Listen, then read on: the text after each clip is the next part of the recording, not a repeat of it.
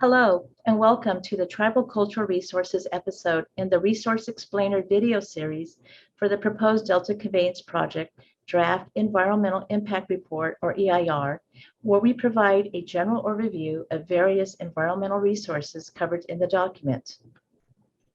I would like to introduce myself.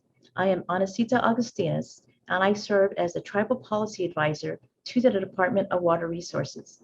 My role is to facilitate tribal communications and engagement with California's Native American tribes and conduct government-to-government consultation on behalf of the department. The draft EIR is now available for public review and comment. It was prepared to comply with the requirements of the California Environmental Quality Act, or CEQA. The document evaluates a range of alternatives to the proposed project, which are all analyzed at the same level of detail. This video describes Chapter 32 of the draft EIR, which covers tribal cultural resources. We are providing a few key highlights here rather than a full summary.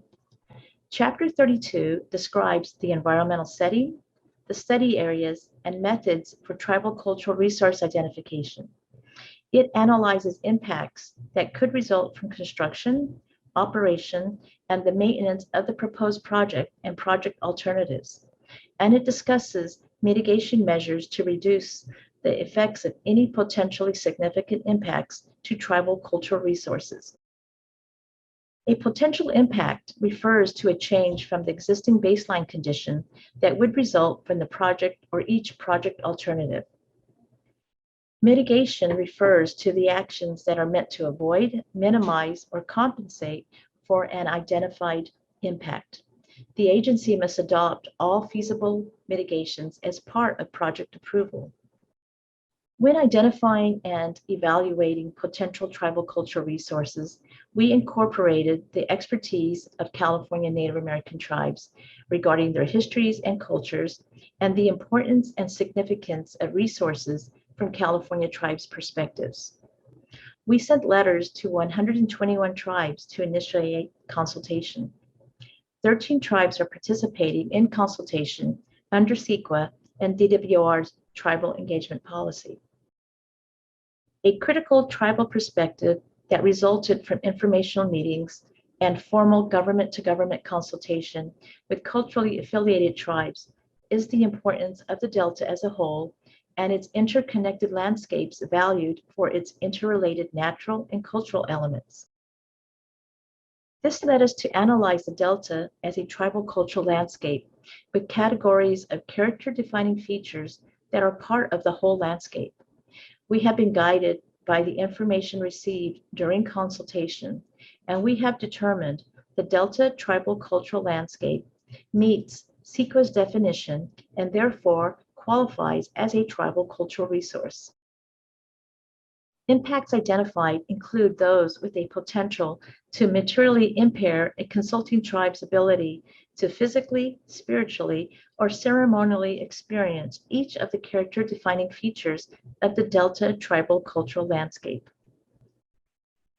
Character-defining features include the Delta as a tribal homeland and place of origin, the Sacramento, San Joaquin, and Mokelumne rivers and tributaries that are sacred, terrestrial and aquatic plant and animal species and habitats that are part of the Delta's ecosystem and tribal heritage, ethnohistorical locations that are sacred places and historically important, archaeological sites that are sacred or important historical places, and views and vistas of and from the Delta that are sacred and important to tribal heritage.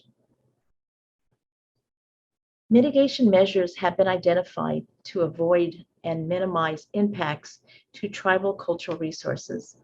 Some of the key commitments identified include tribal pre-construction surveys for all ground disturbing activities, tribal monitoring of all ground disturbing construction activities, setting aside land designated to relocate ancestral remains, cultural artifacts, and associated burial items that may potentially be encountered. This land designation, including access rights, would be permanent and tribal involvement in restoration planning efforts and access to designated spaces in the restored areas for ceremonial purposes in perpetuity. If you would like to review the draft EIR or this chapter in particular, please visit the project website at www.deltaconveyanceproject.com.